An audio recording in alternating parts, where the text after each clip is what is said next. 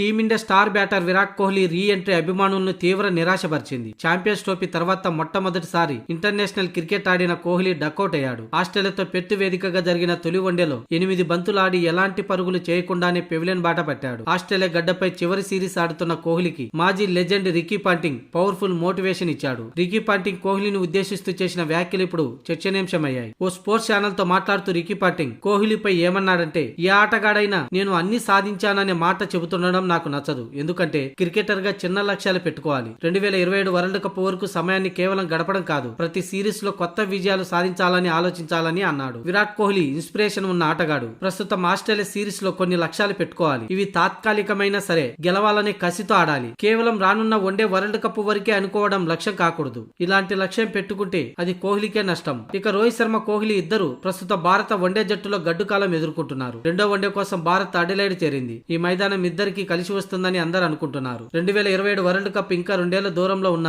ఈ ఇద్దరిని ఇప్పటి నుంచి అంచనా వేయడం పొరపాటేనని పాంటింగ్ హెచ్చరించాడు. అయితే దీర్ఘ విరామం తర్వాత తిరిగి వచ్చినప్పుడు 50 ఓవర్ల రిథం తిరిగి అందుకోవడం సమయం పడుతుంది. అడిలైడ్ బ్యాటింగ్ కు మంచి వేదిక, కానీ ఆస్ట్రేలియాలో ఉన్న టాప్ బౌలర్లను ఎదుర్కోవడం సులభం కాదు. కసిగా ఆడాల్సిన పరిస్థితి ఉంది. తప్పకుండా కసిగా ఆడితేనే కోహ్లీ మిగిలిన 2 వన్డేల్లోనూ రాణించగలిగే అవకాశం ఉంటుందని రికీ పాంటింగ్ తెలిపాడు.